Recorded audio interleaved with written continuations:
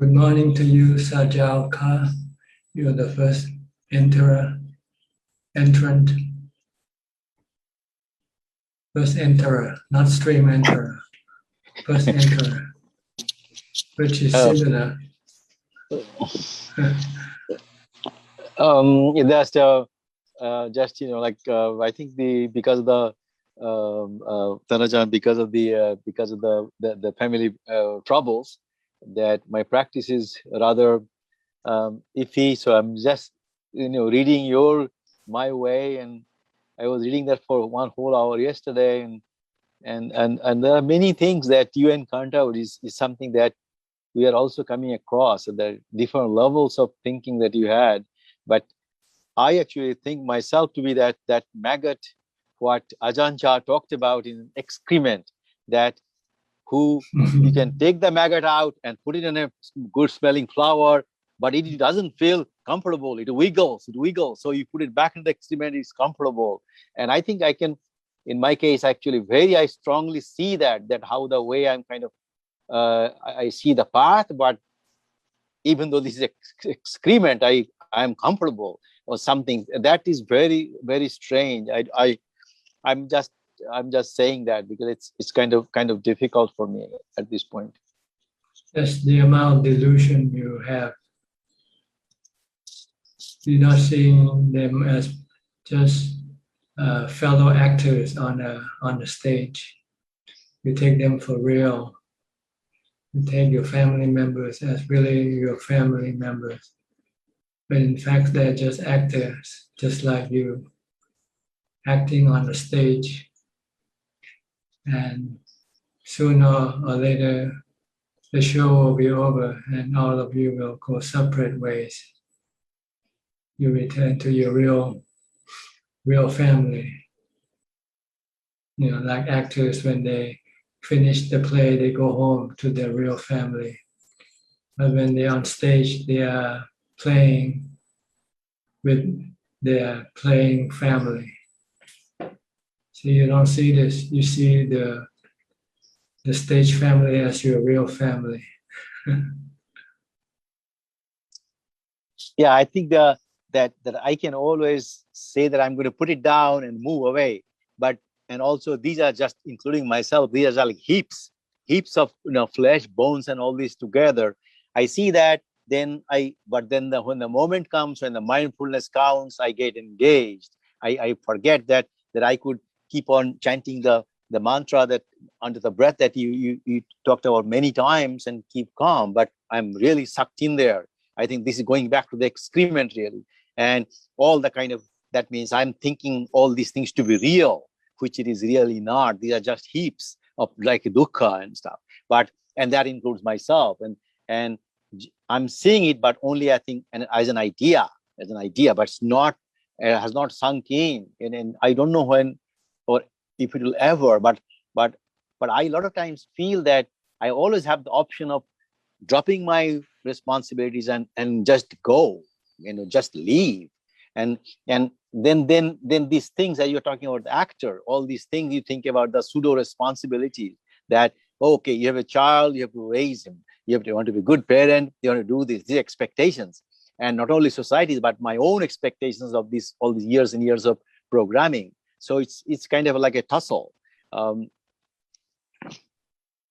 Yes, you cannot see that we are all like bubbles. Sooner or later the bubble will break and disappear. Sooner or later the body will break down and disappear. Everybody's body, not just yours. Everybody is like a bubble. Your body is a bubble, my body is a bubble. And then, what happens to the bubble? They exist for a while and then they disappear. They return into water, they become water. Same way with the body. It goes back to the 4 element. Try to see it this way, and then you don't have to take things too seriously. Just take it enough to get by, Yes, we have responsibility, we have everything that we need to do, but we don't have to do it to the point where we forget that it's just a bubble. Just do enough just to try to maintain the bubble for as long as possible. But sooner or later the bubble will break up. See what I mean? And what you really want to do is to do for your real self, your invisible self, which is the mind, the one who knows. You want to train the mind to be able to remain calm and peaceful all the time with the practice of the Noble Eightfold Path. That's the only way that will make your mind be always peaceful and calm and happy. Okay? Thank you, Ajahn. No question today, huh? Just comment. Okay. Next, Mudita from Bangkok. Good evening, Ajahn. Okay. I would like to ask you if our desires are caused by avijja or upadan.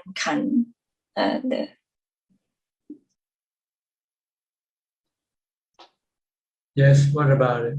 No, I would like to ask if our desires are caused by our avijja or is it caused by upadan khanda that we take our 5 khanda as ourselves? It's avijja, ignorant, not knowing that the 5 khanda doesn't belong to you. It belongs to nature. And so due to delusion, thinking that it is yours, so you have attachment to them. If you know with wisdom that they are not yours, they don't belong to you, then you don't have any attachment to them.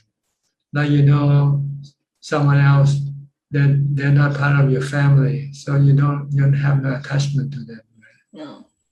But if they are your family member, then you have attachment to them. That's about. So you need to develop wisdom to be able to see that everything doesn't belong to you. Right.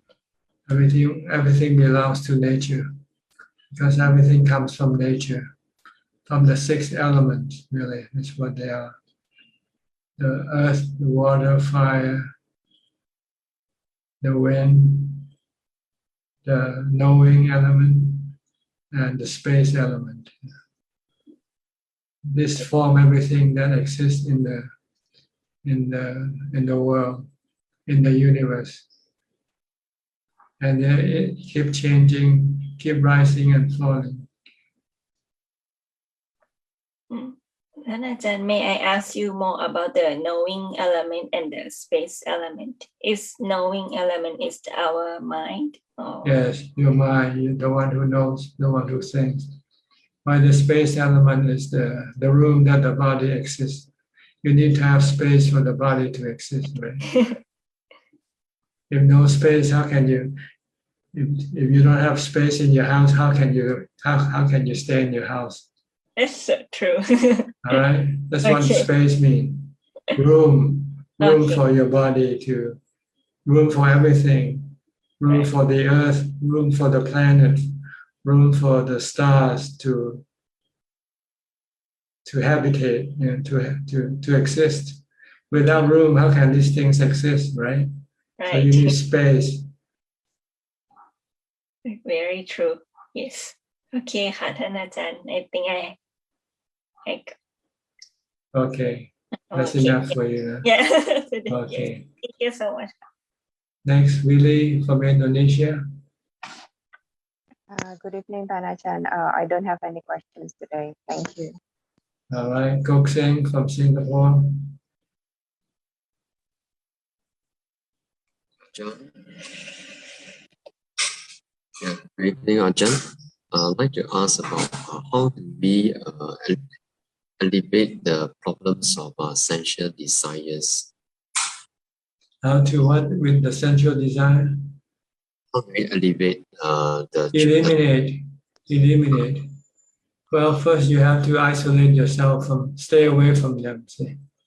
Because when you are near them, you have this strong attraction toward them. So you want to isolate your mind, your body away from the sensual objects. Like monks, they ordain and then they go live out in the forest.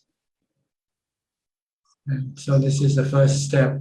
You have to isolate yourself because when you are near the sensual objects, this desire will come up. As soon as you see an object, you already have a desire.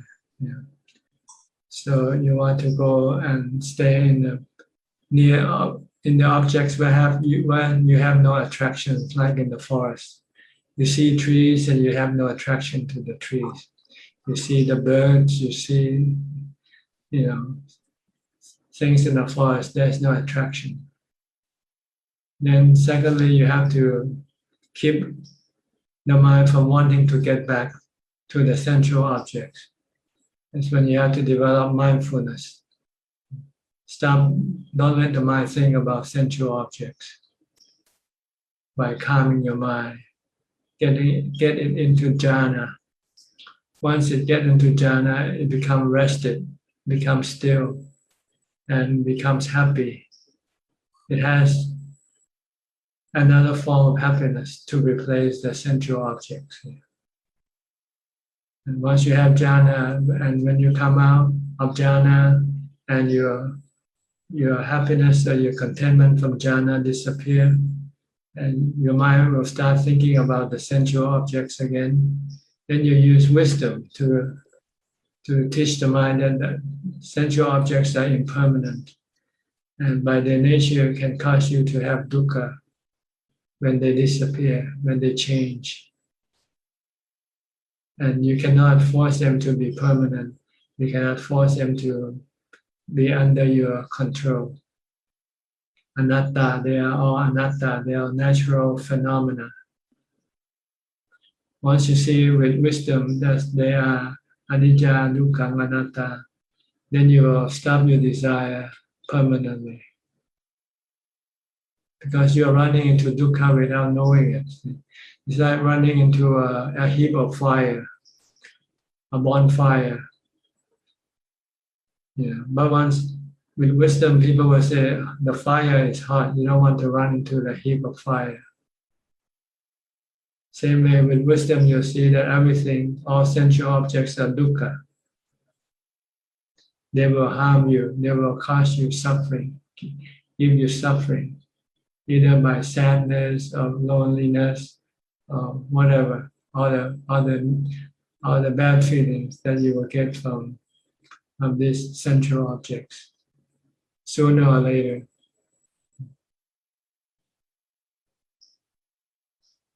Okay, this is the way to really get rid of everything, all your sensual object. It's like to behave like a mom, become a mom, then you isolate yourself from all the sensual objects that you surround yourself with.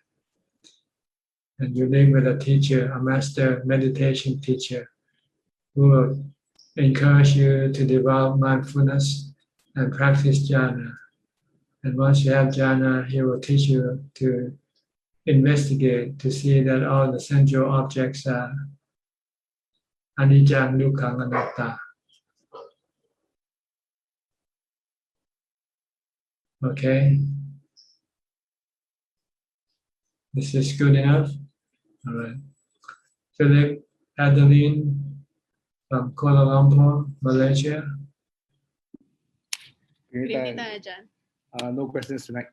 No question. Okay. Anuraji from New Zealand. Hi. Hi, good evening, Ajahn. Greetings to you. Yeah, how are you? Question, Ajahn. It said that Nibbana is deathless. So what does it mean by deathless? Is it talking about the chitta, which is once someone attains nibbana, the chitta becomes permanent? Is it the description? It means two things really. Yeah. Deathless in the sense that the mind is always never dies. The mind exists forever, but due to delusion, it come into contact with the death, which are the samsara, existence in samsara. Yeah. Like it come into a connection or in association with a body, for instance. Then once there is a body, there is aging, sickness, and death. Yeah. But once it has disconnected itself from the body forever, then there will be no death, because there will be no birth. There will be no body that it will be in connection with. So it can be either deathless in the sense that you don't take birth anymore. Right. But you can also say that the mind is deathless. But it only becomes truly deathless as when you become enlightened, when you become. But if it's still delusional, it will keep on taking birth and then facing death from what it becomes connected with, such as the body. Yeah. Okay. So once you have got rid of your defilement, which causes you to be connected to bodies, then there will be no death anymore, because you won't take up any body to be your possession, like right now. So you have a body, right? Yeah. And you even strongly believe that it's you, but in fact it's just you just something you bought from a shop, like a car, But since you've been connected with it from the time of birth, and you cannot see your true self because your true self is invisible. So you only see half of the twin, which is the body. You don't see the other half of the twin, which is the mind. So the mind then takes the body or believes the body to be itself. So when the body dies, the mind thinks that it dies with the body. Right? When you think of your body dying, you think of yourself dying, right? Okay. So when you become enlightened, then you'll see that the mind is deathless, because it doesn't take up any more death, any more birth. All right, is this good enough? Yeah, that's good enough. Thank you. All right. Thank you. Next, Claudia Schwiener from Germany. Good afternoon from Germany, Tanacha. Yes, today I have a question, and it's very much connected to the question of Anura. So we often learn that that it's good to have gratitude to be alive. And my question is, does the meaning of to be alive, does it mean to be grateful for having currently this human body in this life? Because I also don't see death. But when we contemplate about the precious life we have now, and when we practice gratitude to be alive now, so does it mean to be in this life, like I'm now in this life of Claudia Zwiener, or I don't know how to ask the question correctly. I mean, when you think that you should be thankful that you're alive, because if you're dead, you cannot do anything. Yeah, so what is dead in Buddhism? Because I don't see any dead. So when I'm not in this life, I'm in the next life. Yeah, but the difference is that this life you have the Buddha's teaching to guide you, to lead you to get out of your rounds of rebirth or samsara. Uh-huh. Without the teaching of the Buddha, then it doesn't make any difference, because you will still be stuck in samsara. Yeah. And the teaching of the Buddha only comes once in a long, long time and lasts a few years. For this Buddha teaching, he said it should last about 5,000 years.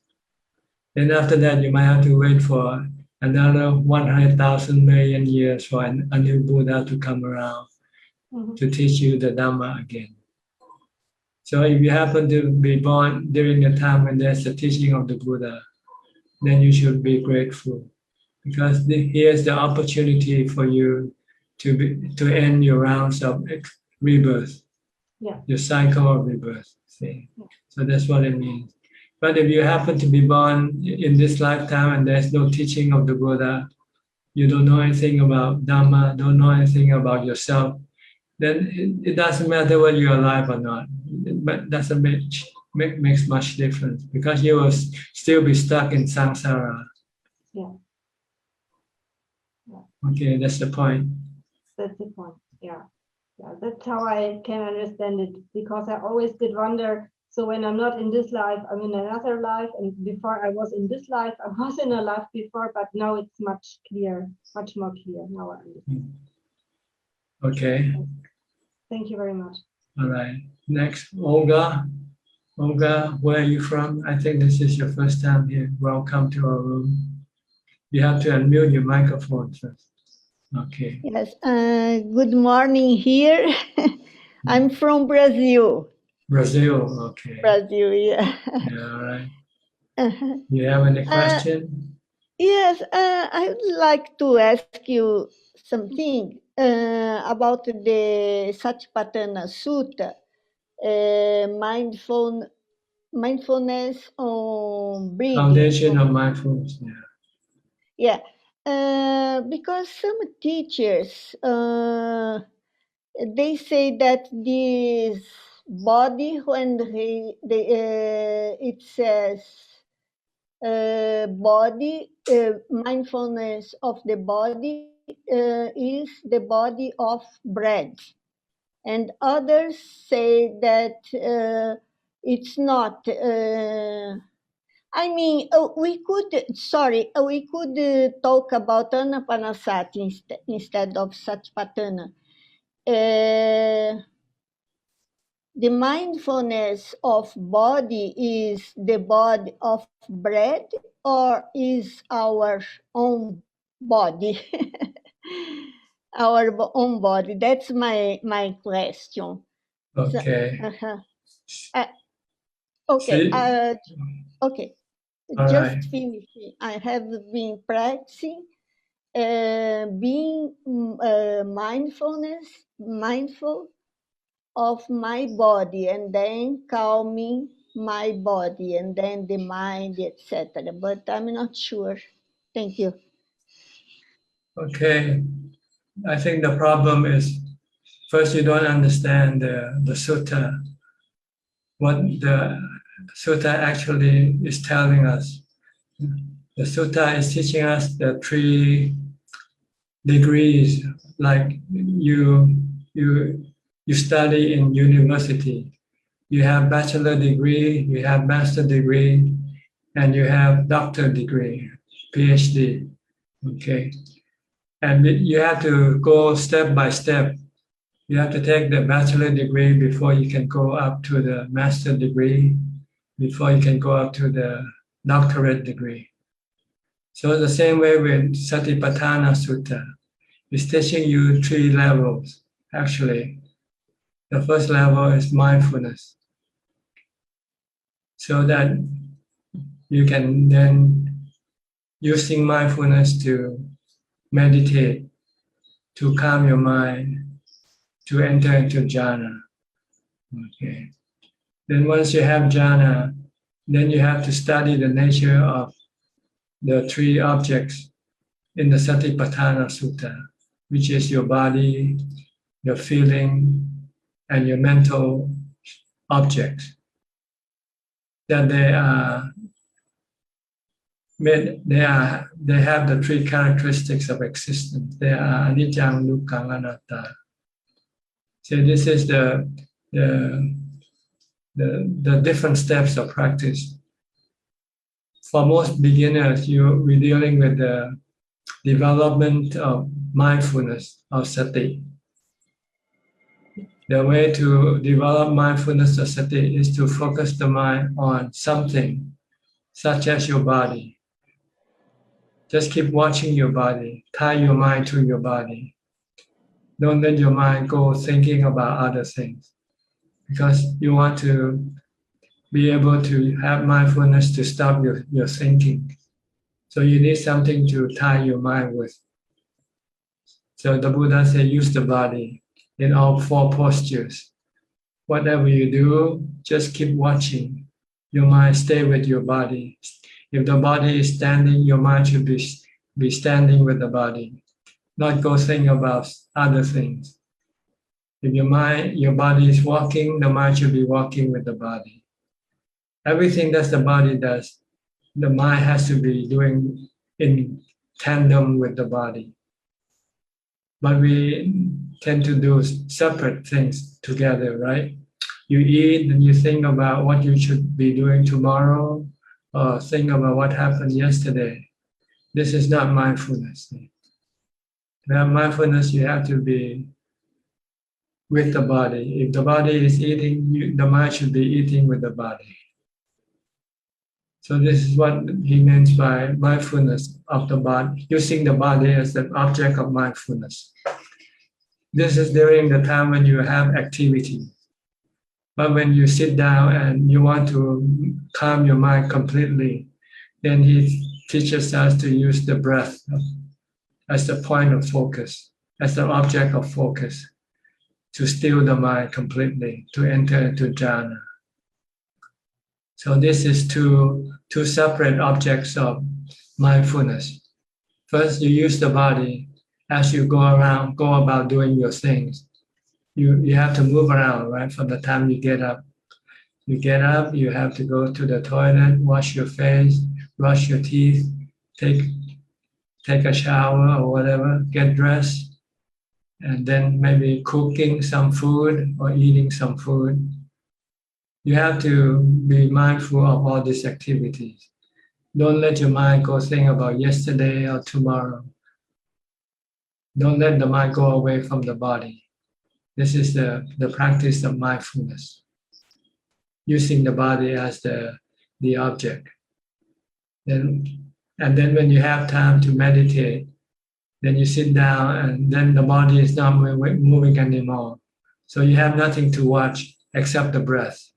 So you use the breath, you watch the breath instead of before the body is moving around, you can watch the movement of the body. But when the body sits down, then you cannot watch the body anymore. So you watch the breath instead.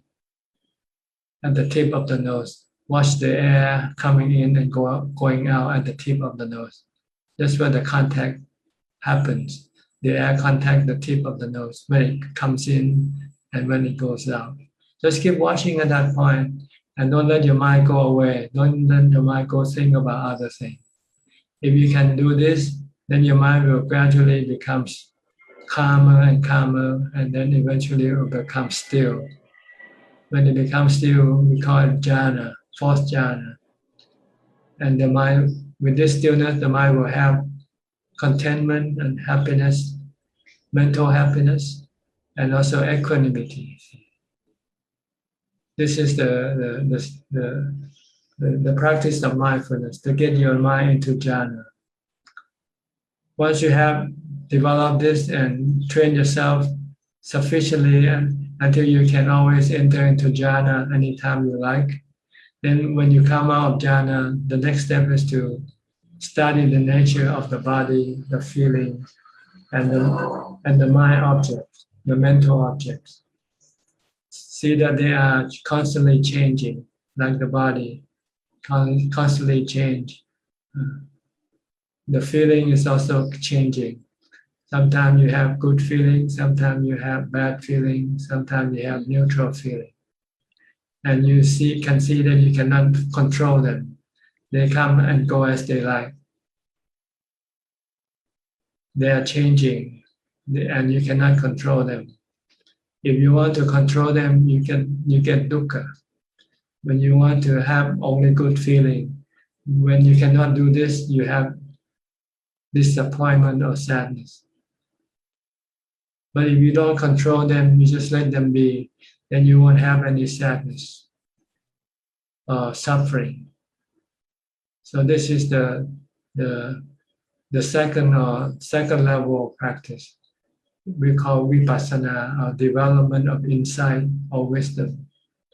To teach the mind to let go of all these three objects. Let go of the body, let go of the feelings, and let go of the mental states.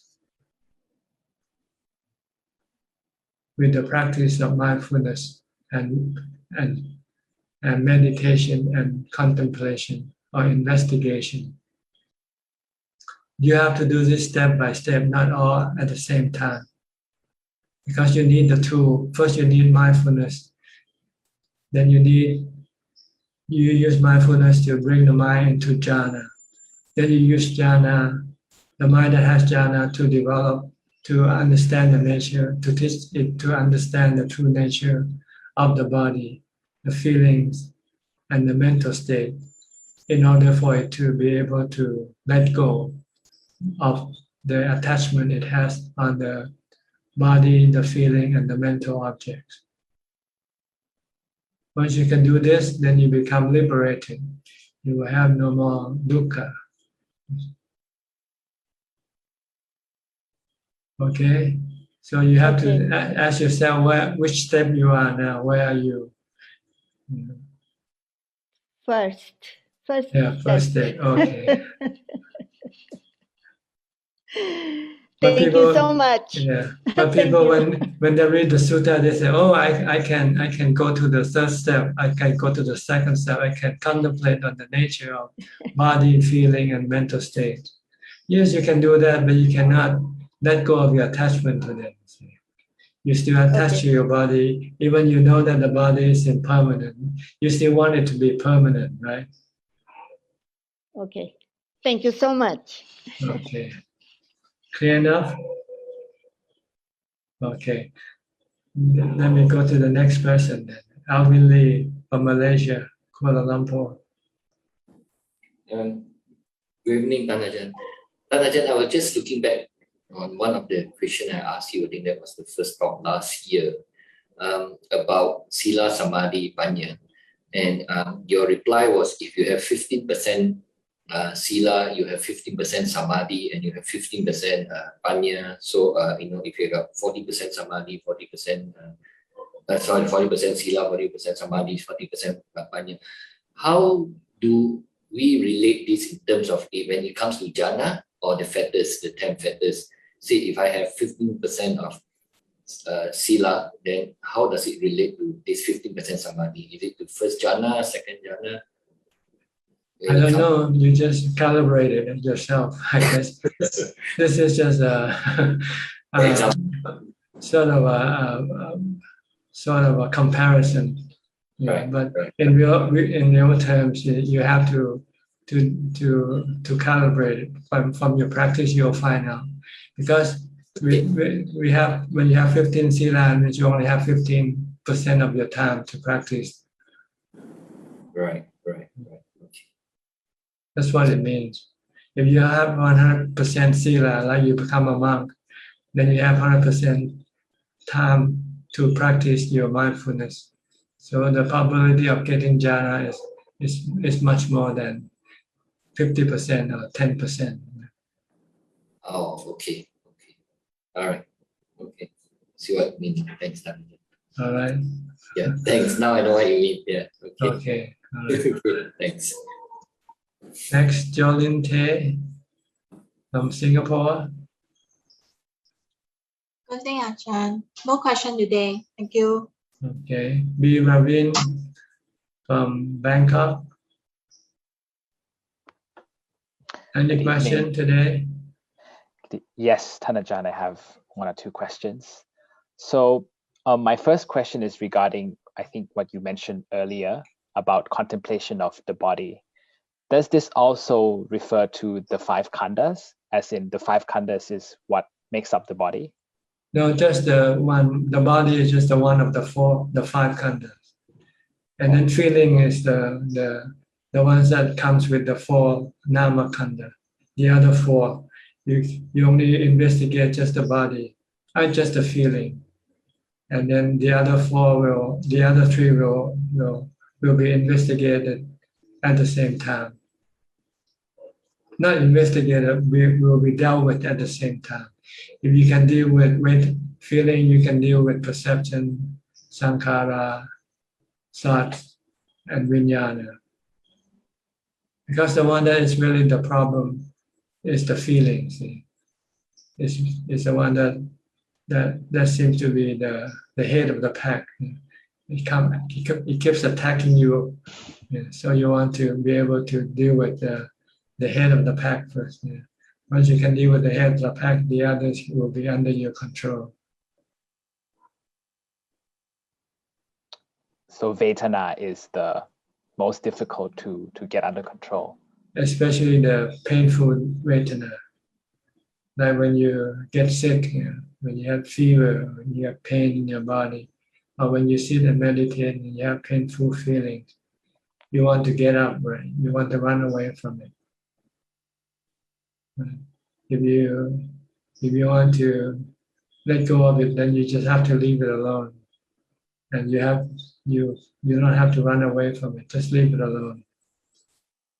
But your mind is not strong enough. You don't have enough equanimity, ubekha, to remain still, and face the painful feeling. So that's why you need to develop the jhana to get equanimity. Once you have equanimity, when you come face to face with painful feeling, and if you want to let go of your attachment, then you just have to leave it alone. Then it comes and goes by itself, not you running away from it. Because it will keep coming after you. No matter where you run, you can run all over the world and it will still keep coming after you. You see why people keep going from places to places? They're running away from this painful feeling, especially the mental one, not the physical one. They're not happy with their job, they're not happy with people around them, so they go take on a vacation or they move to a different town. But after a while, the same feeling come back again. So they have to run away.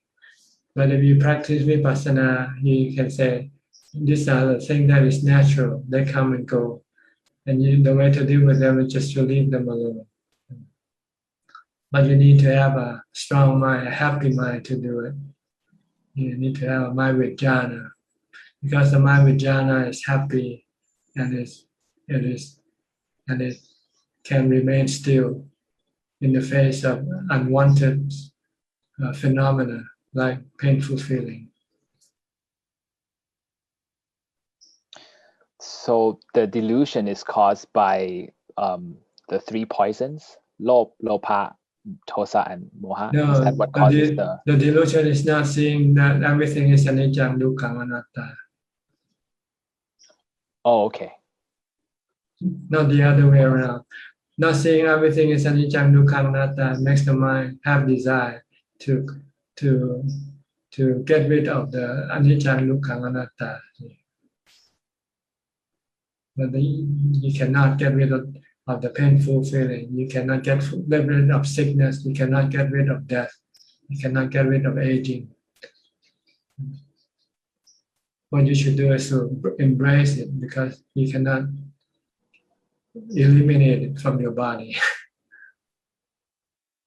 So it goes back to the point where we still take the body as being ourselves. That's why we want to control it. But if we can see it as not ourselves, we will know that, oh, I cannot control what doesn't belong to me. Is that right? Well, not just the self. You can also look at it from the impermanent point of view. The body eventually will dissolve, return to the 4 elements. Whether you think it's yourself or not, you can see that more clearly. Seeing it not yourself maybe is difficult because you've been living with it from the time you were born to now, and you were never separated from each other. So it's hard to see that it's not yourself. It's only after you have jhana, then you can see that the body and the mind are two separate objects. Yes. So when you have no jhana, you can at least use impermanent, seeing that our body will getting old, getting sick, and die. Will return into the four elements. Then this might be able to teach your mind to accept the truth and let go of the attachment or the desire to prevent the body from getting old, getting sick, or die. So meditating for long periods of time will help to split the body and the mind from each other. Yeah, and also help to keep the mind, to make the mind let go of the attachment to the body. Because when you're in samadhi, you are temporarily detach yourself from the body. Yes. Yes. Okay. Yes, that's very clear, Ajahn. All right. Thank you very much. Julia from Colorado, if I remember you correctly. Yes, Ajahn, thank you for your teaching. Thank you for the opportunity to join this group. So I do have a question, but I think maybe Ajahn just answered it with the previous question.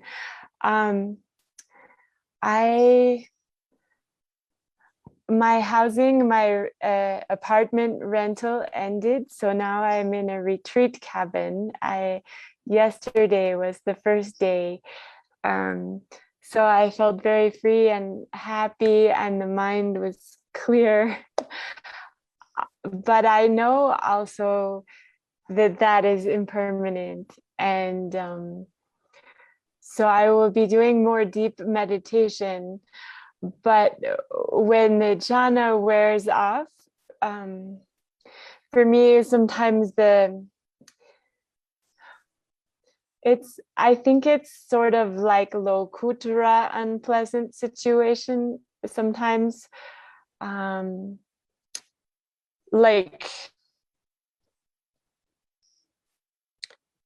Like if I go walking on the earth, there are certain places that feel more peaceful, and certain places where maybe something has happened a long time ago to someone else, and I can feel that. And so I wonder, or on a mundane level, if someone comes into someone else's space, I can work with the unpleasant Vedana, but it's okay to push away certain things or stay in the place that's more conducive to peace, maybe? I know one teacher who says,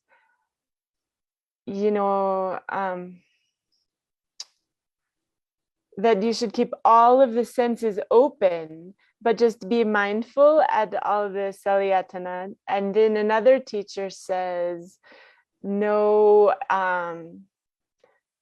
whatever you contact, that one can offer benefit to those beings. So Ajahn, I ask how to deal with lokuttara unpleasant forms and feelings. Well, it depends on your position. Where do you position yourself? If you position yourself as a meditator, as a practitioner, aiming for jhana, then you want to focus your mind on one thing and disregard everything else. Okay. Like I said earlier on about focusing on your body as your object of mindfulness, so that you you take control of your mind, not to let it go running all around the world, going reacting to everything that comes into contact with, just like you just mentioned. You say sometimes you walk on soft ground and you react already. When something come into your mind, you react to them. See? But if you want to have one-pointedness, you want to have jhana, you have to disregard everything, ignore everything. Of course, except when it's really something that you have to deal with, then you deal with. But if you don't have to deal with, then you just ignore it. That's why you go live alone, so that you won't have to get too much interaction with people and things. You want to isolate yourself so that you can focus on your body constantly, and then be able to sit and then bring your mind into one-pointedness, which is jhana. So it depends on your position, where do you want to place yourself in.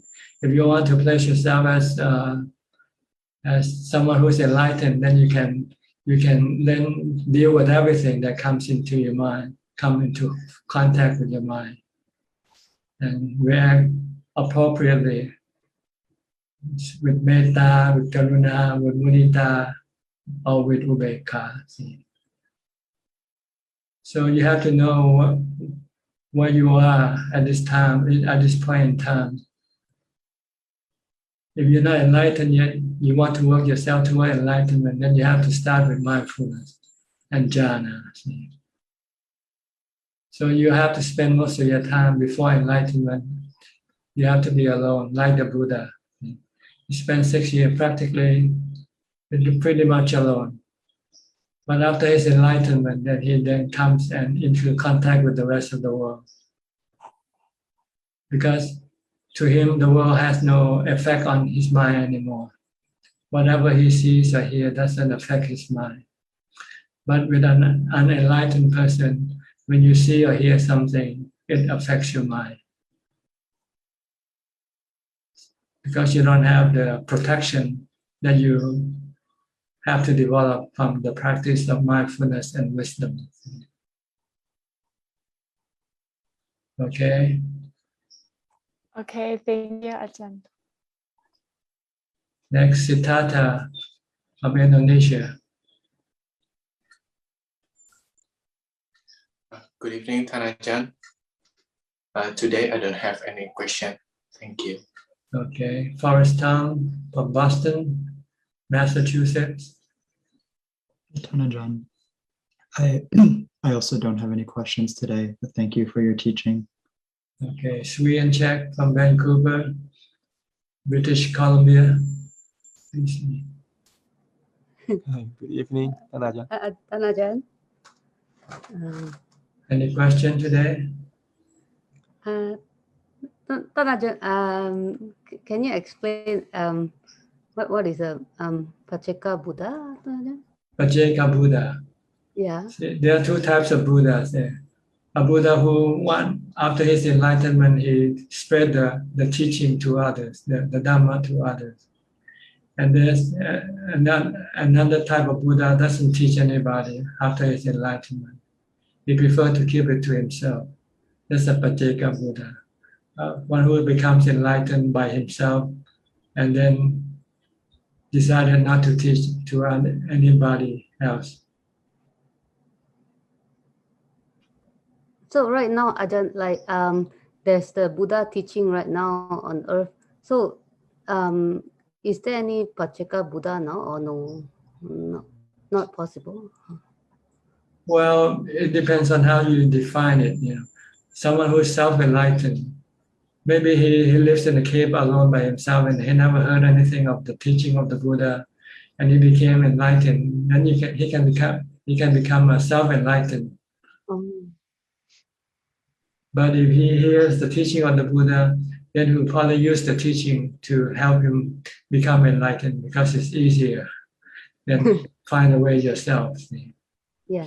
But if he should live somewhere, say in Africa or in Latin America, somewhere where there's no teaching of the Dhamma, and he's on his quest for liberation from dukkha, like the Buddha did. And he became liberated by his own practice. Then he's a Buddha. Okay. So Ajahn, like they don't teach. Because they find that maybe the people around them not interested in the teachings. Like the Buddha, our Buddha, when he first became enlightened, he also had this discouragement in himself.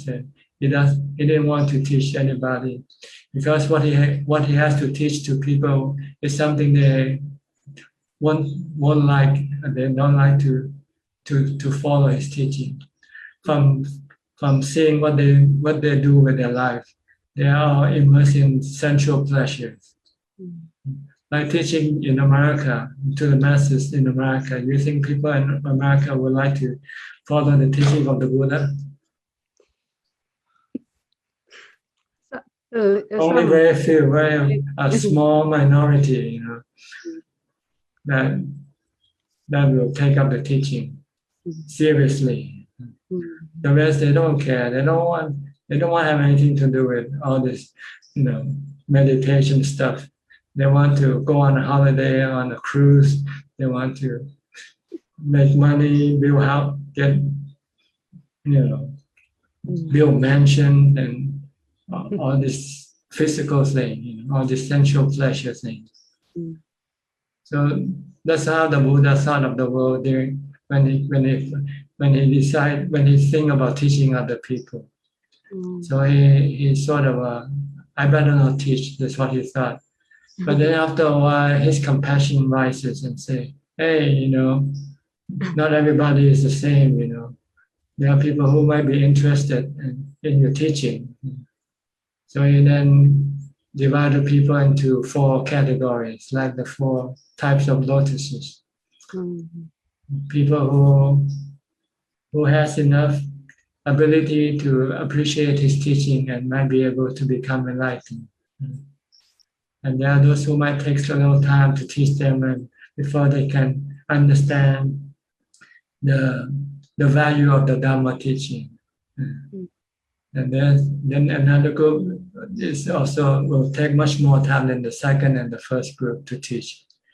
And the last group is those who would not appreciate his teaching at all. So he said there are some people who he can teach. So he went to those who can become enlightened quickly first. So he went to those people who are already practicing meditation, like the 5 ascetics. They already have jhana, so it's easy for them to understand the 4 noble truths and the 3 characteristics of existence, and also be able to apply them to get rid of the defilements. So that's why he went to the first 5 ascetic first as his students. And when he finished with his first talk, one of the 5 became a Sotapanna, a stream enterer already. And after he gave a few more talks, all 5 of them became Arahant. So he went to other monastery. He only go after the monks first, those ordained, those who already have jhana or have sila, because they are more capable of using vipassana, using the 4 noble truths and the 3 characteristics of existence to get rid of the sensual desire, the 3 desire. Then when he finished with all the monks, then he go to the lay people to teach next. But if he didn't think carefully at first, he might just dismiss that and think that everybody is the same, that everybody is going after sensual pleasure. So it's a waste of time to teach them. Because he might look at people, his family first. He might think of the people in the palace, because that's where he came from. And he saw everybody in the palace was going after sensual pleasures. and it's impossible to teach them. That's why he didn't go back to the palace first to teach them. Yeah. Because he knew it was impossible to teach them then. But eventually he made them change their mind by seeing the people that he had converted had become enormous, had become a big number. So it started to make them to have second thoughts about following his teaching. Then eventually they come and ask him for ordination and follow his teaching. His relatives, his mother, his stepmother, his wife, his son, everybody eventually become ordained and became enlightened. But with a Pajjeka Buddha, he might be just, maybe he sees that impossible to teach to people around him, so he just decided not to teach. Because if he fell with Dhamma, he will teach or no? Like, pardon me? Sorry, Ajahn. If he lives with people who doesn't know how to meditate, then he don't know where to start to teach people that there is another type of happiness. Yeah. Because everybody looks for sensual objects for their happiness. Okay. Or maybe there might be some other reason. Maybe a person who became a Buddha was himself not capable of talking. For instance, he cannot communicate with other people. Yeah. So he cannot teach. So he became a silent Buddha. Yeah, that makes sense too. So we don't know why the reason, but there are some Buddha who will not teach other people. Let's put it that. And there are some Buddha who will teach. We are fortunate to run into a Buddha who taught the Dhamma teaching 2,500 years ago. And his teaching is still alive today. Still useful today. Very much so. Okay. But our Buddha, Buddha Gautama might become Pajjeka Buddha. Is that what you're on? If he didn't have second thoughts, but he have second thought after a while. But according to the sutta, he said it's the Brahma who came and the Brahma God. But I think it's a personification more of the four Brahma Vihara. Of metta, karuna, mudita, ubeka. His compassion, his loving kindness for other people, make him have second thoughts. But when he first thinking about teaching, he just immediately dismissed the idea. But then after he come and think about it later on, then he said, there might be somebody, some people who might be like him, looking for enlightenment. So he saw them in the five ascetics. Okay. So he changed his mind and then start teaching. But he went to the A student first before he goes to the B student and to the C students. He's rational. Right. It's easy to teach A students. They can understand quickly and graduate very quickly. See? That's why we have different grades, right? In classroom, you have 4, right? A, B, C, D. That makes sense. Okay. Sri, you have anything? Yeah. Ajahn, like, am I right to say if we want to be successful in practicing meditation, at the same time we also need to cultivate the 4 powers, like the chanda, the virya, the chitta, vimamsa? That's right. You need they're the tools to make it successful. So you have to have chanta, you have to enjoy doing meditation. See? If you don't enjoy, then you find very boring, you find, So how do you make it yourself enjoy? You either have to look at the fruit of your meditation, look at the result of your meditation. Or if you don't, you might have to associate with people who have jhanas, and they can explain to you the benefits of jhana, the happiness that you gain from jhana. That will entice you to have this love, this desire to meditate. Once you have this love or desire to meditate, which is shanta, then virya will come naturally. Then you will become diligent. Oh. You don't have to force yourself to do it. You want to do it. And then you will then also have concentration. Your mind will only concentrate on meditation only. Won't think about other things, won't do other activities. If your friends come and ask you to go play soccer or go to a football game, something, you will say, oh no, I'd rather go meditate. Okay. I can only read from the sutta that the Buddha explained the benefits of.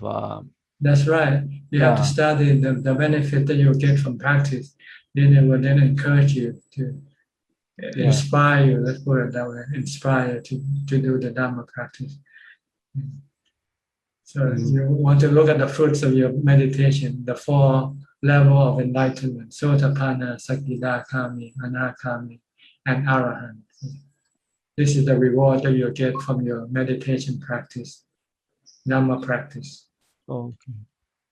Once you know this is something, this is what you're gonna get, then you have the desire, the inspiration. It's like if somebody offer you a job and tell you the salary that you're gonna get, If it was a high salary, then yes, you want to grab the job right away. You have to know the reward first, right? Before you want to commit yourself to any task. So the reward is Nibbana, enlightenment, 4 stages of enlightenment, freedom from samsara, freedom from all types of dukkha. This should be enough to entice you, because nothing in this world can give you this reward. No matter how rich you become, how big you become, you will still have dukkha. You will still not be satisfied permanently. You will still not be contented. You will still want something. Ask Bill Gates, ask him, is there anything else he wants? I'm pretty sure he wants something else. Yeah. And now he wants a peaceful divorce, maybe.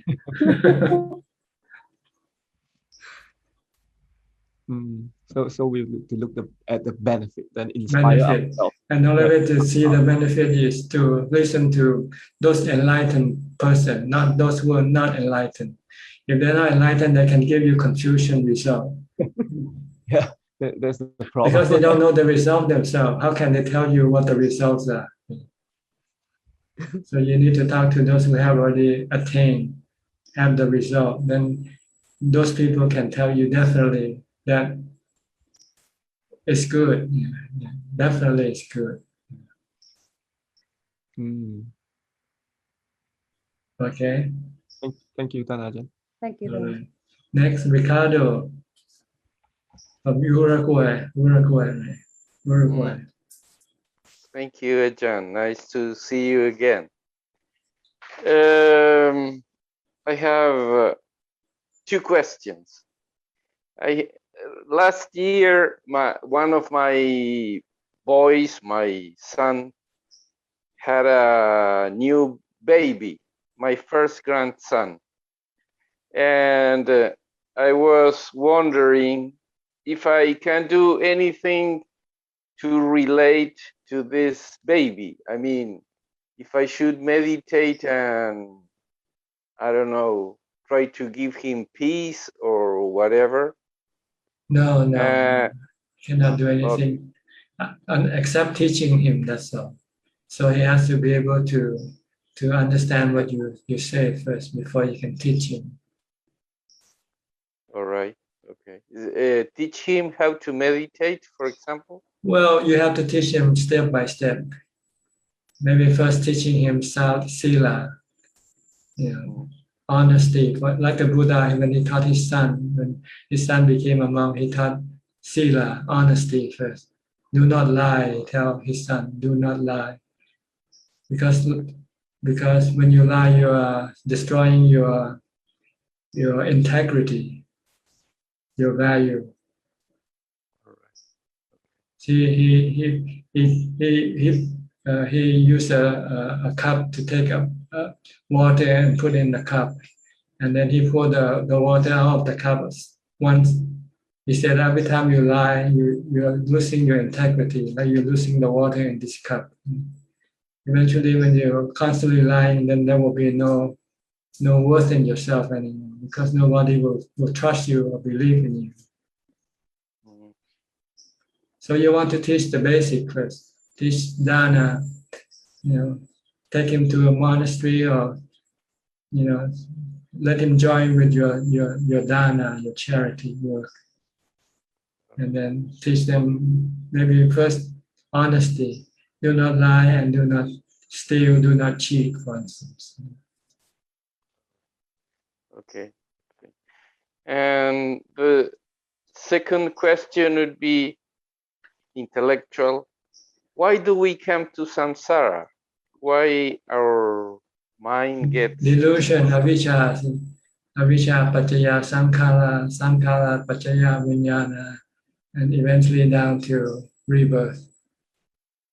Delusion or avijja, the lack of knowledge, the truth that everything in samsara is anicca, dukkha, anatta.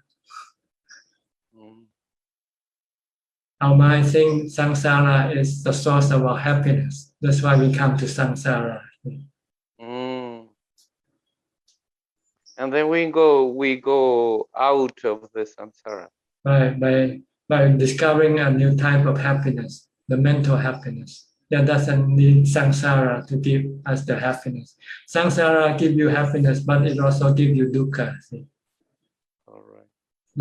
Like a coin, it has two sides. Samsara has two sides, has happiness and have suffering on the other side. All right. But Nibbana has both sides are only happiness. Okay. No suffering. Right. So he teaches us to seek the happiness of Nibbana by the practice of meditation. Right. Okay. So we need somebody like the Buddha to teach us this. If no Buddha, we will not know this thing. We will still keep going after samsara. We will still keep going after sensual objects. Keep going after money, keep going after fame. Pleasure. Yeah, pleasure, and so forth. And then we cry later on when we lose them, right? Like right now, lots of people in the world is crying because they cannot go after the sensual objects. They are under lockdown. Huh? So how are they gonna have happiness? If you know how to meditate, then you don't have problem. You can be happy without having to go outside of the house. Right. Then you can stop your samsara, your wandering in samsara. Once you have found a new home, nibbana. All right. Okay. Thank you very much. Get rid of your avijja, ignorant, but constantly thinking of samsara as anicca, dukkha, anatta. Everything that you do now is all anicca, dukkha, anatta, except meditation, except Dhamma. Everything else is anicca, dukkha, anatta. But Dhamma will lead you to permanent peace, permanent happiness, and completely without any suffering, without any dukkha. So keep following the Noble Eightfold Path. That's the path that you want to stick to follow. All right. Okay? Okay. Thank you very much, Ajahn. All right. Next, Gek Gemso from Penang, Malaysia. No question, like before. We have no question. Okay. Edwin Tan, also from Malaysia or Singapore? Hi, good evening, Ajahn from Singapore. No questions from me today. Okay. Gary from Singapore also. Any question, Gary? Good evening, Ajahn. There's a question tonight. Ajahn, how is the best way to deal with anger? Anger is caused by your disappointment. When you expect something and you don't get it, then you became angry, right? So in order not to get angry, is not to have any expectation. Just take things as they come. Que sera, sera.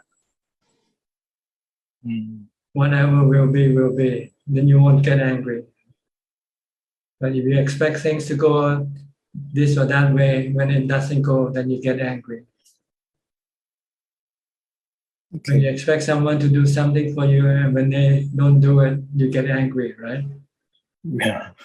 But if you don't expect for anything from anybody, then you won't get angry with anybody.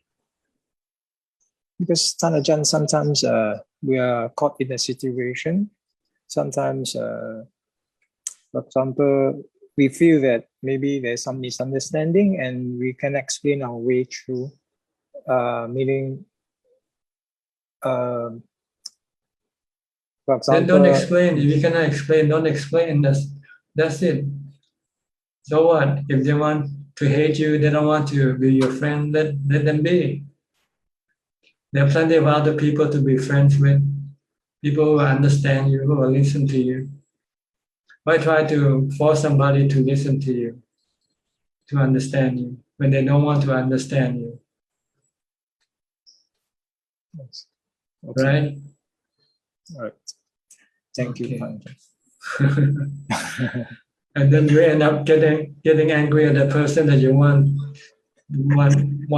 to be with or to like, and then you get angry at the person you like or the person you want to be part of you. Yes, true.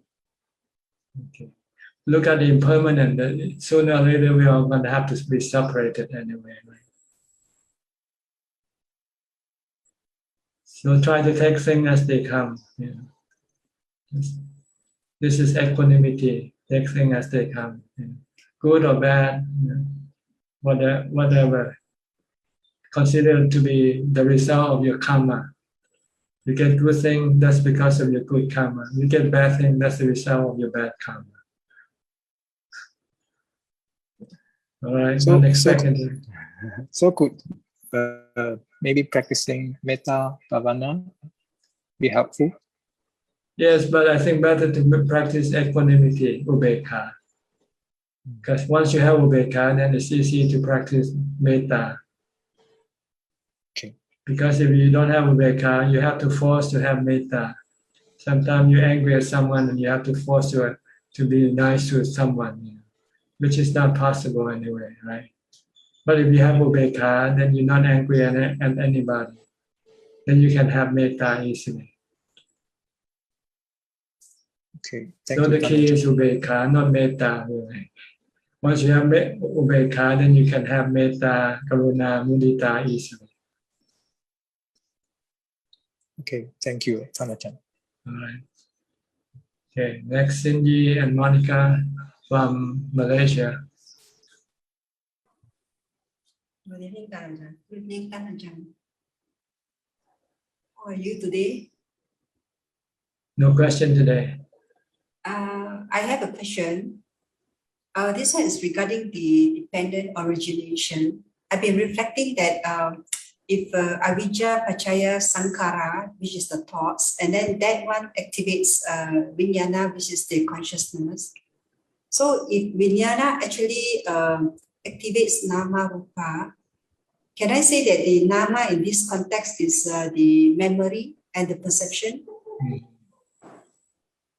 No, nama rupa, I think this means the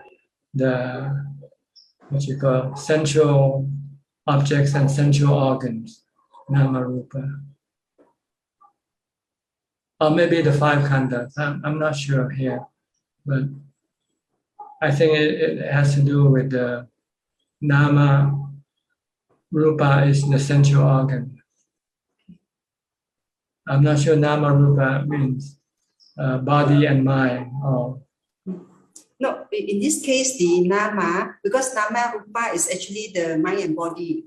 So, but because mind, there are four parts. So, can I say that this nama in this context, it is actually relating to memory and perception, since the thoughts and the consciousness already mentioned? I think nama rupa really is the five khandas.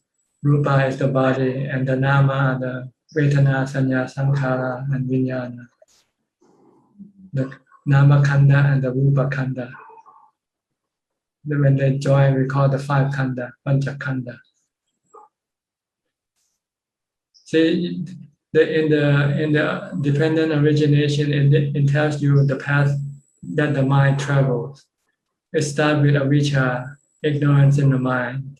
Then ignorance will then use sankhara, and then sankhara will then use vijnana to connect to the nama rupa, to the body, the sensual organs, so that it can then have contact with the sensual objects. And when you have sensual objects, then you have feelings, good feelings, right? You look for good feelings. That's why you go outside the house. When you stay inside the house, there are no sensual objects for you to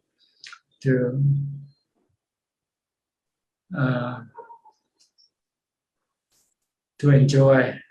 That's why you go out, right? To enjoy. Because when you go out, you see different images, you're listening to hearing different sound and so forth.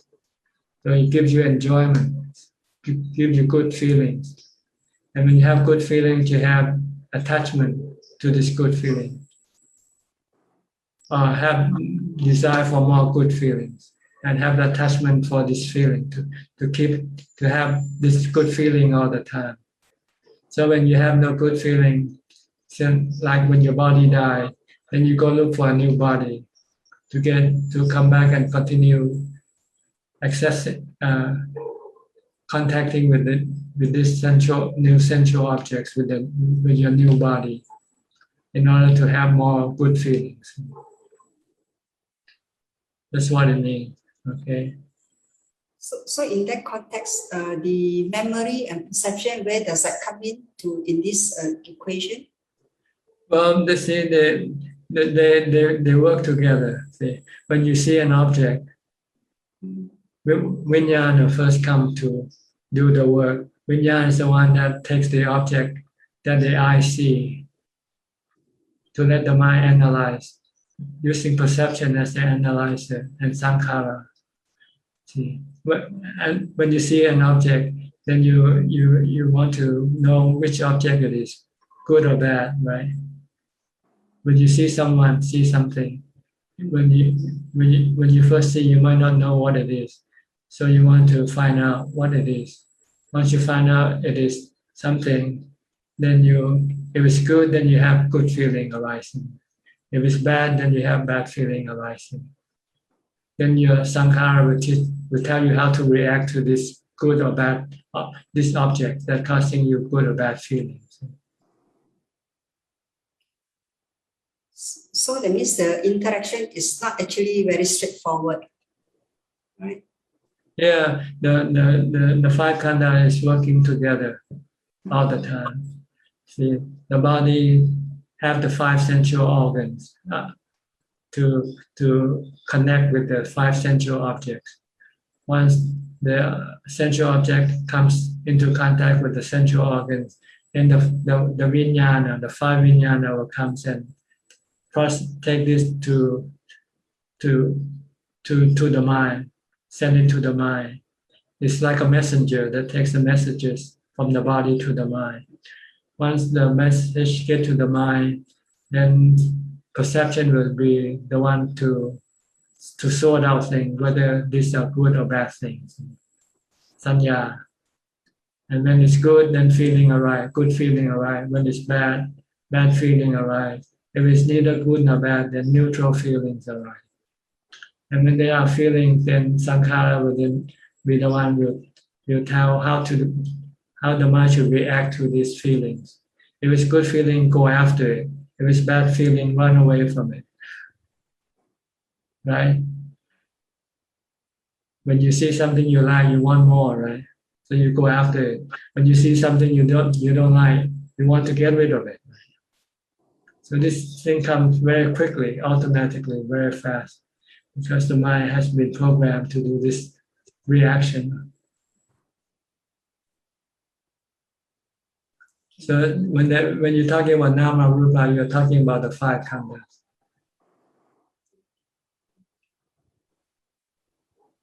And when they have contact, then sanya will work and then create feelings, right?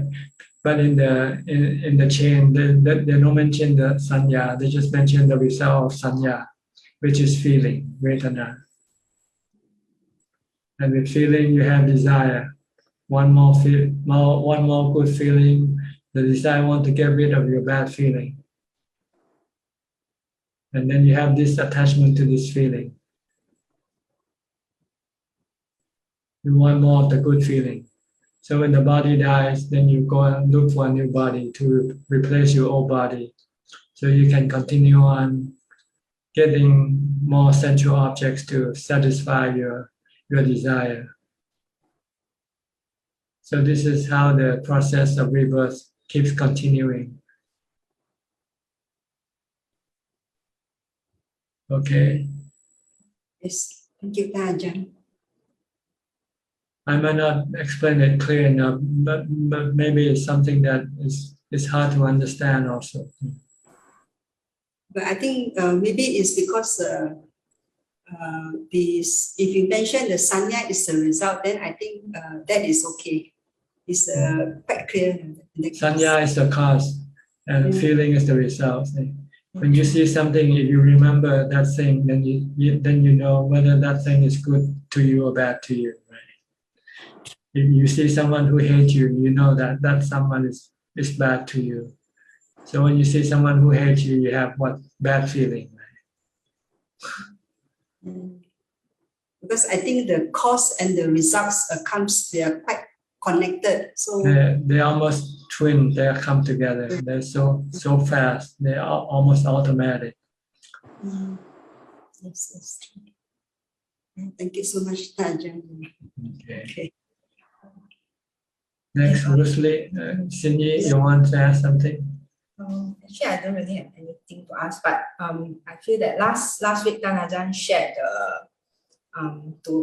you asked us that we can use a reminder every day when we wake up or whenever we have time. You know, once we are born and then we are subjected to old age, disease, and death. I think that's quite helpful because I've been practicing it, and I think it helps me to practice a bit more. So I managed to meditate slightly more. So, and when I take 8 precept once a week, I feel that I can calm down much easier.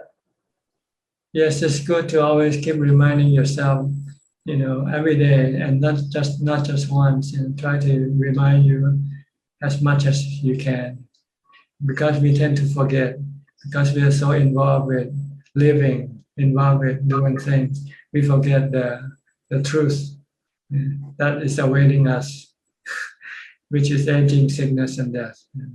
Appointment, actually, we forget our appointment. We have appointment with aging, sickness, and death. But we tend to forget this, and we thought we're not going to meet them. We thought we're going to live forever with good health and strength and strong. So I want to thank you, Ajahn, for that, because I know the importance. You should thank the Buddha, because this is what the Buddha taught us to do. Thank you, the Buddha, and Ajahn, for sharing his teaching with us. Yeah. Actually, personally, I also use that because my mind, I find, keep on going out and the restlessness keep on kicking in. So I keep on telling myself, oh yeah, okay, I'm still subject with birth. I'm subject to what I call aging, sickness and death. So then suddenly the mind, I can feel the mind go back in. But when I forget about it, it goes out again. Yeah, because once you think of that, then you can ask yourself, what's the point of doing all these things for anyway? You're going to end up throwing it all away. Everything that you have. You're going to throw it all out the window when death comes around. So why worry? Why get so involved with acquiring them, possessing them and protecting them, when in the end you are gonna throw it all away anyway? It's good to cut down your greed, cut down your attachment, and slow down your desire, your cravings, and then makes you turn around and look for something more substantial, which is peace of mind, which is something you can take it with you when the body dies. Nothing else you can take with you except what you keep in your mind, either peace of mind or suffering in your mind. That's what you take with you when you die. Yeah, I think personally, I just shared with her this evening. I said that because I used to think a lot. So when the mind goes round, out of control, it's like really like hell. And then when there is peace, I told her that really is a treasure. Yes, when it's peace, it's heaven. When you have confusion, you have problem, then this is hell for the mind. When you have suffering, stress is hell. My peace is heaven. Yeah, and nobody can help because it's internal. Right, you're the one who create them. Nobody create them. You're the one who create them. You keep creating hell for yourself, not knowing it. By your desire, by your attachment to things. If you can let go of your attachment, let go of your desire, there will be no hell in your mind.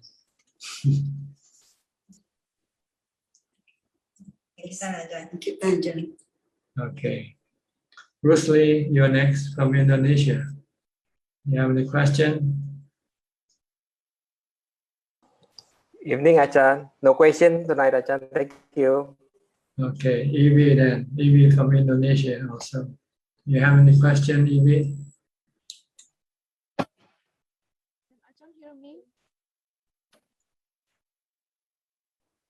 Cannot hear you. Can you speak? My connection, something wrong.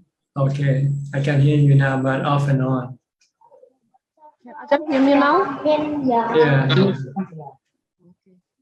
Ajahn, during these few days, I meditate with just Anapanasati, and I'm just like a piece of wood standing here, and I don't do any contemplation or scanning because I'm so lazy. Because when I do scanning, it's very tired. Am I do wrong? Yes, I'm wrong. I kept telling you you're not focusing. Your first step is to focus your mind. Yeah, I didn't do any scanning or anything. Just focus. No scanning, but just keep watching your body. Reciting a mantra. That's what you should be doing. Nothing else matters right now. Before you can walk, before you can run, you have to learn to stand up first. If you cannot stand up, you cannot walk, you cannot run. I didn't recite Buddha also because too lazy, so I am just watching the nose. I know. You have to focus your mind so that it stop wandering around, stop thinking about things that you don't have to think about.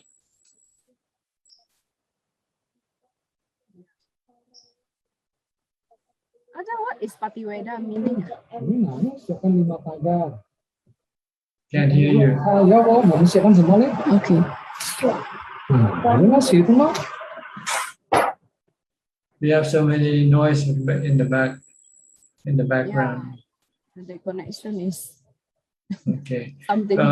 Then let me go to the next person. Okay. Okay. Selva Kumar. Yeah. From India? Yeah, I'm from India. Okay. I just want to know, in our meditation, when we go for deep level of Vipassana meditation, we know that we are seeing our body. We are scanning our body. We are feeling the sensation. We are not reacting to the sensation. But who is the real seer? Like I am seeing my sensation. I am feeling my sensation.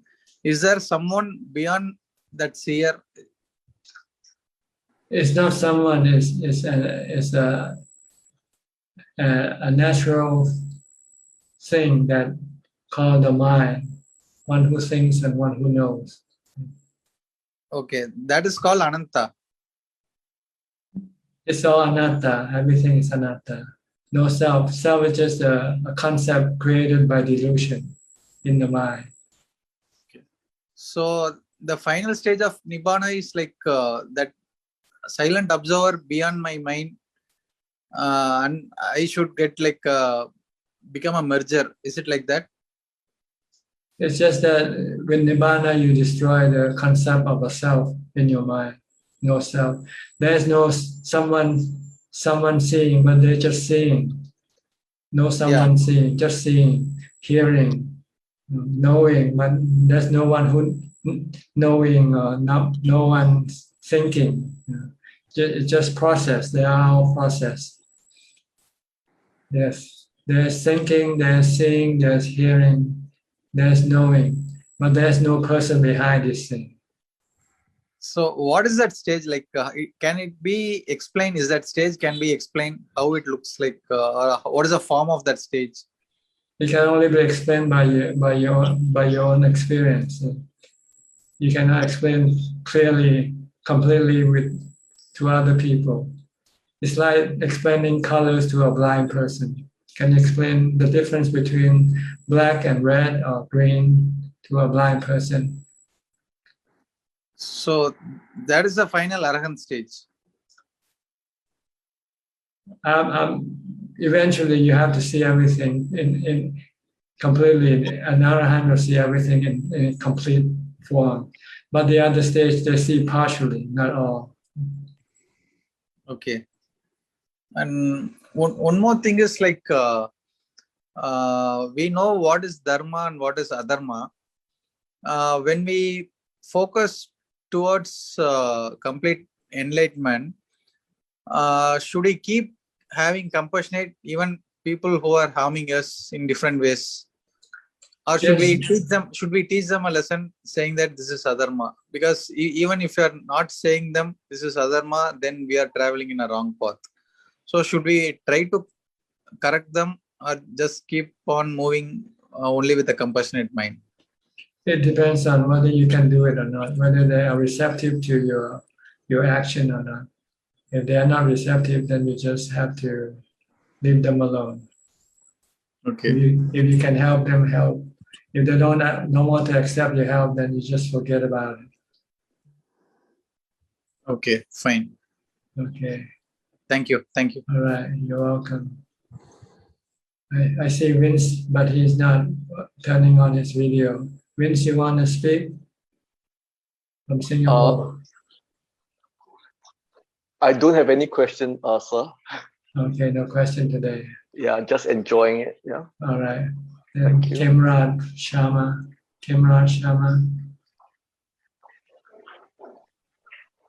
Please unmute your microphone. Yeah, Ajahn, I have one question. In Tibetan Buddhism, it has mentioned about Dakini, but in Theravada, there's no Dakini. Could you explain me? Can you speak louder, please? I cannot quite hear what you said. Dakini. There's a one lady in Tibetan Buddhism. Yes. Her name is her name is Dakini. And a god or something. Yes, she's a god, but it has mentioned there are 4 kinds of Dakini: inner Dakini, outer form Dakini, and there's a many story about Dakini. So if you have any knowledge about Dakini, can you little bit illustrate about Dakini?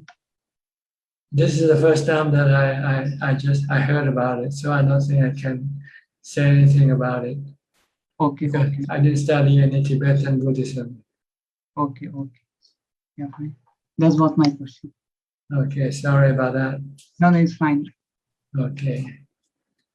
All right. Does anybody else who hasn't turned on the video would like to ask a question? If you do, please unmute your microphone. If not, I will go to question from Facebook.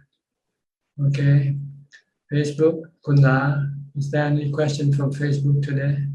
Yes, now we have 12 questions from Facebook, Ajahn. All right, shoot, go ahead. The first question from Johanna. Namaste, Ajahn. I'm asking on behalf of my friend about his meditation experience. When he reached a calm state, he always see a dark blue light. What is that blue light, Ajahn? Thank you. Just ignore everything that you see and keep continuing on meditation because you haven't reached your final destination yet, which is emptiness. So there are just mental objects that can arise when your mind is still not yet completely still. So just don't worry about it. It's not harmful to you. Will cause any danger. Just ignore and continue on with your concentration. Next question from Po Leong Soon. How is practicing as Buddhist help us facing the fear of death? Thank you. Well, as a Buddhist, if we practice according to what the Buddha teaches, then we'll have a strong mind to be able to accept death without having any fear. Because we will know that the body is not ourselves and we cannot stop the body from dying. So when we understand this and we then just leave the body alone, then whatever happens to the body will not affect us. Next question from Lin. Good evening, Ajahn. I have a question on the relationship between nimitta and 32 parts of the body. Is we need to have a strong nimitta in order to contemplate the 32 parts of the body? Thank you. No, nimitta are just images that appears in the mind. And it could be anything. It could be images of the past, images of some deva, images of anything, or lights or colors, whatever. These are things that can happen when you meditate, but they have no any significance for your practice. So you should not pay attention to them, ignore them. Don't be distracted by them. You should keep concentrating on your meditation object. As far as the 32 parts, this is something you want to study to see clearly the nature of the body, that it is not just made up from what you can see. There are things that you cannot see hidden under the skin, which makes you might see the body in the wrong light. You might see the body as good looking, but if you see the rest of the parts of the body in the body, you'll see that the body is not good looking at all. This can help you reduce your sexual desire toward other people's body. Next question from Silva A. Dear Ajahn, how can we convert driving car to meditation? I usually listen to Dhamma talks while driving. Thank you. Well, it's kind of dangerous to be doing two things at the same time. Driving, you should concentrate on just driving. Like right now, they even prevent this. They prohibit you from using your phone when you drive because you can become distracted. So it's the same way with this. Listening to Dhamma talk can also distract your attention to your driving. So you should not do two things at the same time. Should focus on one thing at a time, better, to get your mind concentrated and under control. Next question from Tin Jack. Dear Ajahn, thank you for spending time with us again. The question is, if the body dies and the awakened mind is free from the body, does the mind still need to exist? Thank you. There's no such a word as need to exist. It exists, cannot stop it from existing. It's something that is permanent. So whether there is a body or no body, the mind still exists. The difference is if you have a body, then you have suffering, causing suffering to the mind, because the mind becomes attached to the body. But if there's no body, then there's no suffering. Next question from Silva A. Why with only jhana and samadhi, we can't get rid of attachment to the body? Thank you. You get rid of it temporarily. When you have jhana, when you have samadhi, the mind disengage from the body temporarily. But when it comes out of samadhi, then the defilement will then force the mind to reconnect to the body and become attached to the body again. In order to get rid of this connection or attachment, you need to see the body as being dukkha, as being anicca, as being anatta. Once you see that the body can cause you suffering, like if you see a snake, you don't want to be near a snake, right? Because you know the snake can bite you. Same way, you should look at the body like a snake. Then you don't want to be near your body, have anything to do with your body, because your body can bite you, bite your mind without knowing it. The suffering that you have from the body is from the time of birth to the time of death. Right? Always there's something that causing you suffering, either hunger or thirst, or any kind of pain that arises from the body. These are all hurting the mind. So if the mind can see the body in this light, then the mind don't want to have anything to do with the body anymore. Next question again from Silva A. Dear Ajahn, can we develop mindfulness by just focusing on a particular sound in nature, like a bird sound only, or just sound of wind, rather than focusing in our bodily sensations? Thank No, you. because they're not constant. They're not always there. You need something that is always there with you, which is your body. The sound comes and goes. Everything else comes and goes. But the body will always be with you, except at the time of death. Next question from Ho Liang Soon. Breathing makes us calm and still, and mind focusing makes us empty and bright. If we keep staying meditate, I feel peace. Is it in the state of samadhi? Thank you. If it's peace, then it's called samadhi, but we have different level of samadhi. From low level to high level. So Next question from Silva A. Dear Ajahn, is being health conscious make one tough to get detached from the body? Thank you. being what conscious? Being health conscious. Health make us conscious? Yes. Yeah, okay. Make us what? tough to get detached from the body. It depends on how conscious you are with your body. If you are obsessed, then it's you are attached. If you are conscious but not attached, then it's okay. You have to look after the body, but not with obsession or with attachment. Like you're looking after somebody else's body, for instance. You're not obsessed. Like if you are a nurse or somebody, you look after the patient, but you're not so obsessed or attached to the patient body like you would be with your own body. So you should look at your body like as if it's somebody else's body.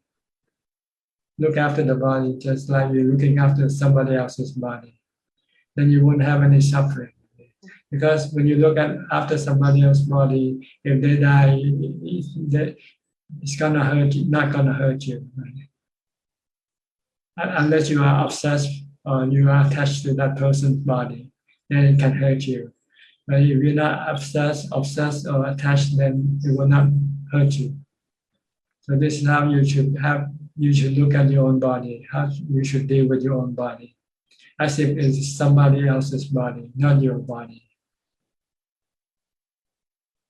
3 questions from Paul Liang Soon. The first one is, if somebody who teach Dhamma to others do this person achieve the merit? And what is the good of merit to lay person? Well, it can be good and bad, depends on what the person teach, right or true Dhamma or not the true Dhamma. So it's better not to teach other people until you before you become enlightened. Because if you're not enlightened, you don't know the Dhamma, really know the Dhamma. So it's quite dangerous to teach other people when you're still blind. Next question is, I'm keep on craving to do meditation. Is it positive of my result? Thank you. Yes, it's good craving. There are bad craving and good craving. The craving for practice meditation, keeping sila, and do charity, these are good cravings.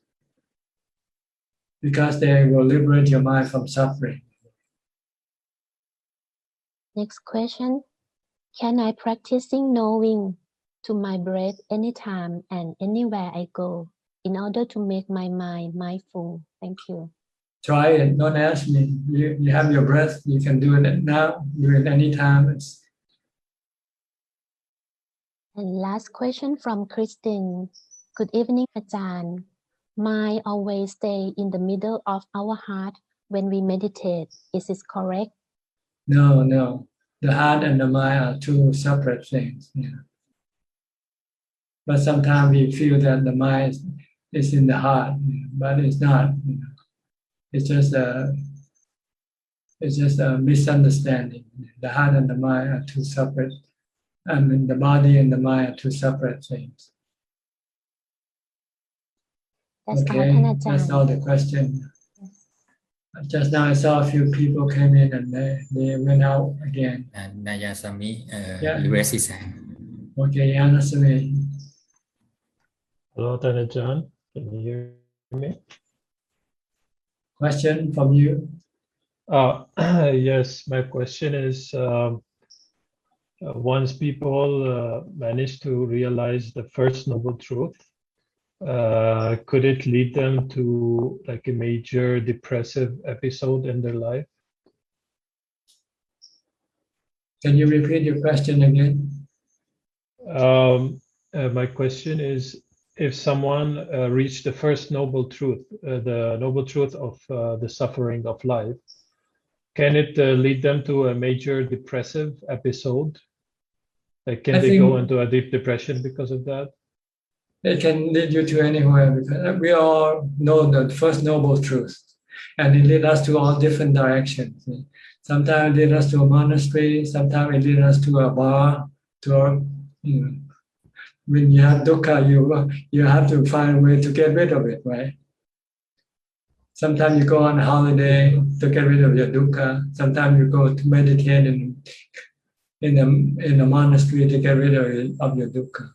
So it depends on which direction you want to go. So if you want to go, then you have to see the second, third, and fourth truths before you can get the right direction.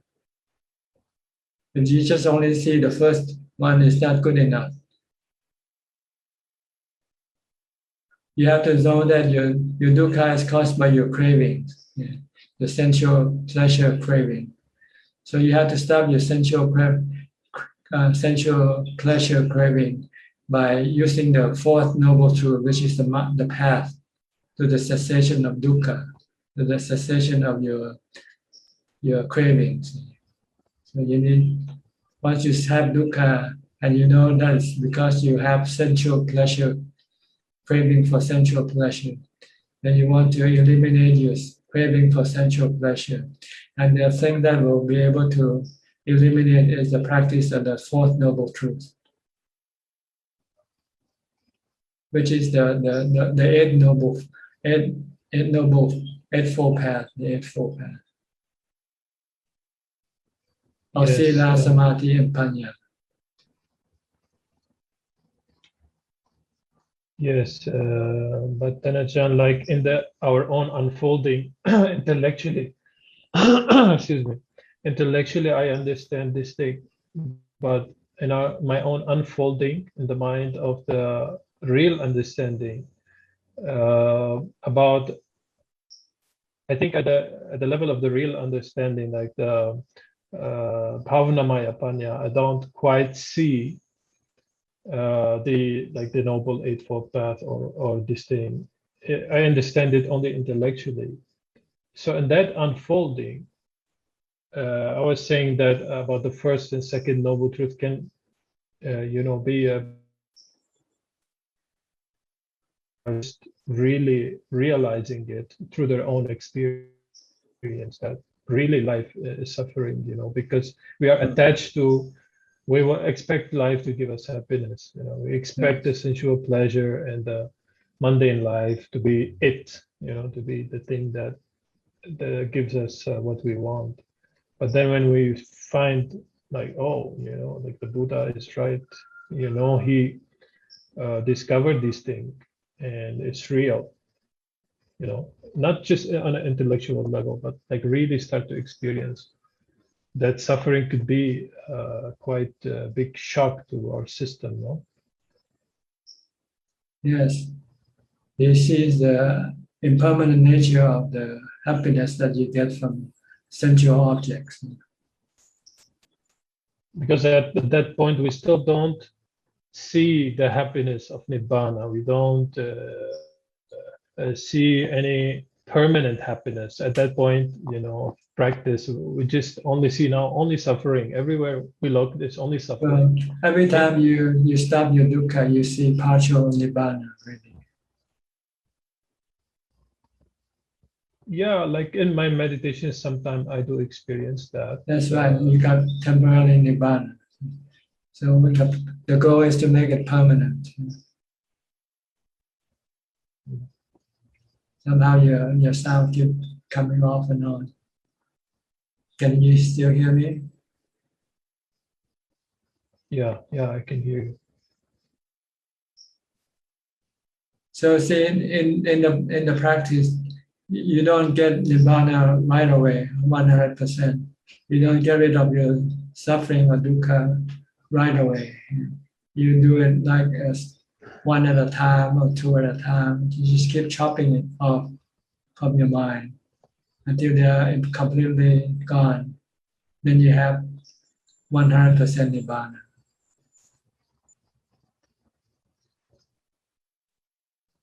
Okay. Yeah. That's why you have 4 levels of enlightenment, 4 levels of Nibbana, partial Nibbana. Until when you get to the 4th, then you get full, complete Nibbana.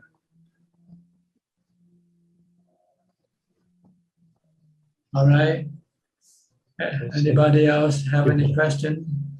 You're free to raise your hand and. We have Lillian. She just coming.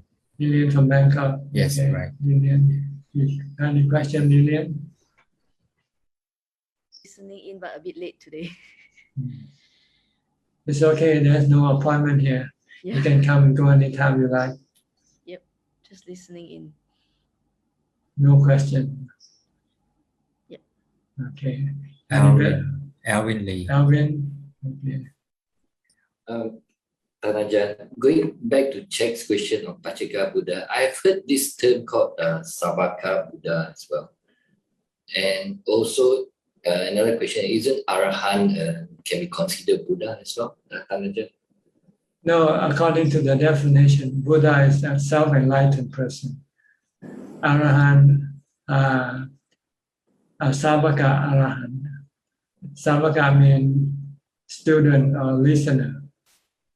One who studies from the Buddha is called a Savaka. But Arahant, the Buddha is an Arahant. So is the Savaka Arahant. But the Buddha is a self-enlightened Arahant. So a self-made Arahant, let's put it that way. Like self-made millionaire. So we call him the Buddha. Okay.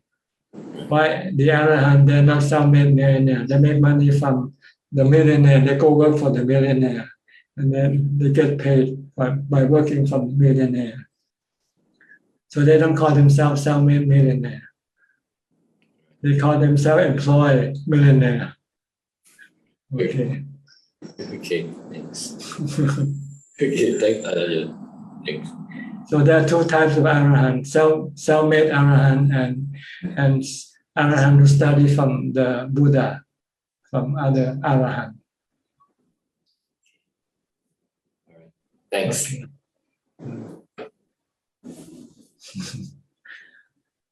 These are the things. These are not really important, pertinent question. Really, sometimes it can disrupt your meditation, your practice if you spend too much time worrying about them. Sometimes knowing too much is not good, because you don't know completely, so it leaves you doubtful from what you know. Then it can cause you to be doubtful of your practice in the end. So sometimes better not to know too much. Just know what you need to know. Just know how to develop mindfulness, know how to keep the sila, know how to meditate, and know how to contemplate the three characteristics of existence. That's all you really need to know.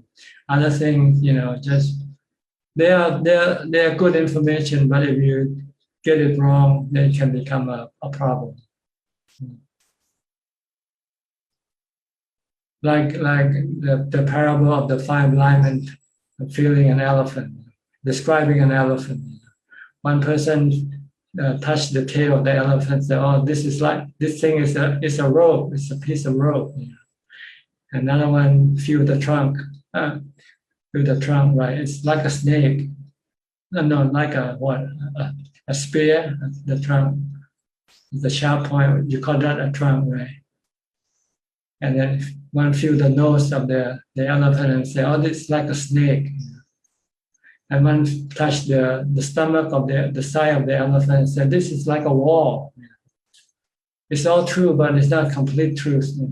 And there can be in conflict when you start to compare this information with the other people.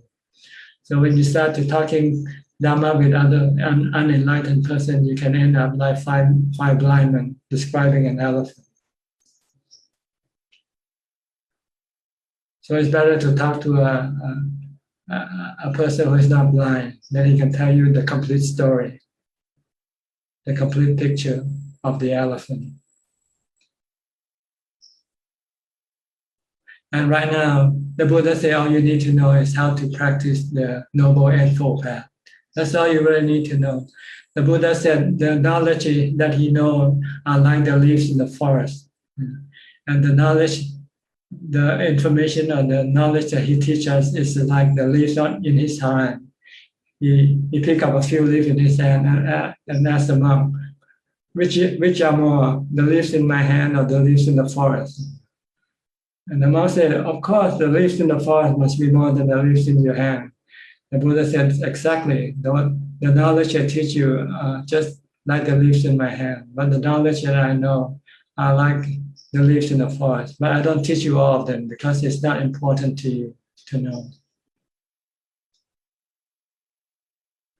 Okay? So know the Eightfold Path is good enough. Don't try to know everything else. Pacceka Buddha, Savaka Buddha, so forth.